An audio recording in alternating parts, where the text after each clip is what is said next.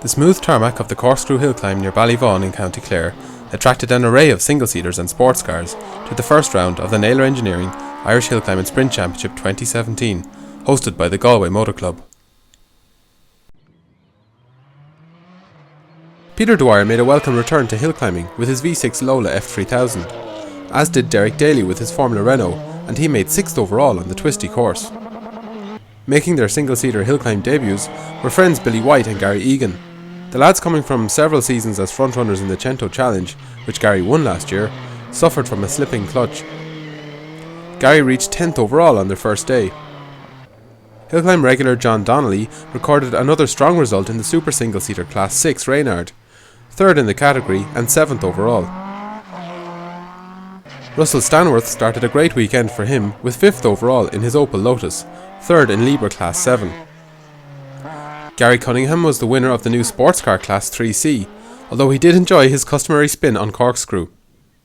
Chris Houston came down from the north to sample the southern flavour of events and acquitted himself well in an OMS CF08, second of the super single-seaters. Seamus Morris, no stranger to this series, made a similar trip to win the Unlimited Rally Class 10 with the Darien GTR, 9th overall. Peter Cummins showed a flamboyant technique to win the 3-litre Rally Class 9 and 13th overall in a similar chassis. At the top of the field, Joe Courtney led after the first run, with a time a fraction over 50 seconds long, but it was clear straight away that young Robert Dwan was going to be no pushover, making his single-seater debut with an OMS 25, with a run 1 just under 51 seconds. Rory Stevens in the Radical SR8 was putting in times in the 53s at this point, maintaining 3rd overall.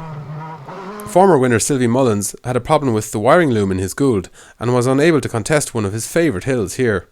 He completed one run under his own steam.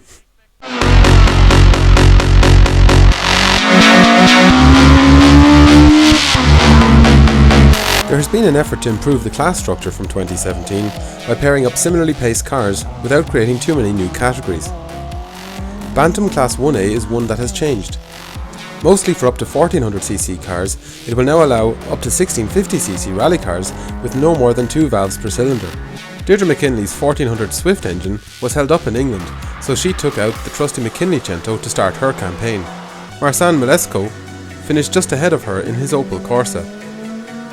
Ray O'Neill was mixing it in the middle of the Cento field with his Uno, the daddy of them all. Emmett Dunn kept them all behind him, returning to his Honda Civic. Patrick McEntee was 5th in the class in his Swift. Suzuki engine cars have been dominating this category for a few years now. 4th was Gary Graham in one of the rally cars that have been moved into the group. Seamus Anderson has moved here too from Historics using the rally regulation. He was 3rd. 2nd was Ger Lunigan, pushing Gary's Peugeot 205 GTI very hard. Dara Fay had read the regs very closely over the winter and came up with an even faster Mark 1 Swift than last year, and soared to 16th overall, mixing it with some of the big rally cars and showing the full potential of these little cars. The Ultimate Saloon Class 3B was perhaps a little quieter than events last year, possibly because some of the more extreme machinery that appears in this class is still being fettled after the winter. Ben O'Brien's V8 BMW was not yet ready, so he borrowed Dennis Hogan's M3 and put it to great effect, winning the class from Ger Hodgins. Ed Synan would take the overall saloon award on the day and 2nd in the Unlimited Rally class. He just managed to hold off Torsten Schmidt, winning Super Saloon Class 3A in another Mark II Escort. Brian Ledwith was back in action with his Toyota Corolla, winning the 1600 Saloon Class 2.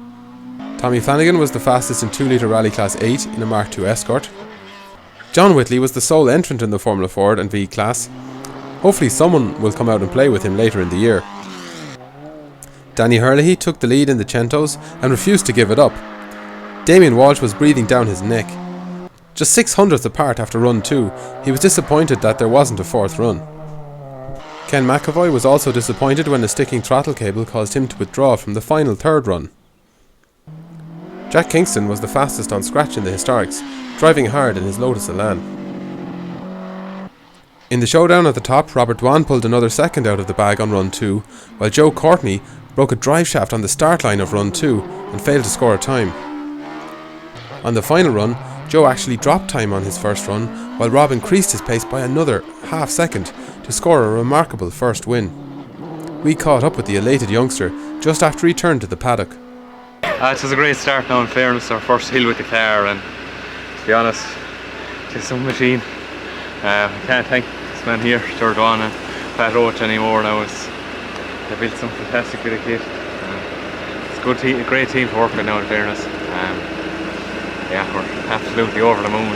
I bet you didn't think it would stick. No, I wasn't sure now that Joe got going again the third run, and you know, you never doubt Joe. And I don't know, I just got a bit quicker. I messed up the first hairpin and the second time run, and made sure with the third time run, and it all came together fairly nicely now. Still a bit more on it, but look, for the first day out in the car in a hill, what more could you want? How do you think you'll go on the even higher speed one now tomorrow? It's kind of an unknown at the moment, but sure, look at, hopefully it goes the same as today, but won't count any chickens just yet. Yeah, take it as it comes. That sounds like a smart approach. Fair play to you. Not so stupid. Keep between the hedges now and just, same as today, keep the head down and whatever feels comfortable and good, keep working away at it. Yeah, it's a great now day for us. In a weekend where we remember a lost legend, it's a wonderful thing to see a young driver representing a new generation at the top of the sport. Congratulations, Rob.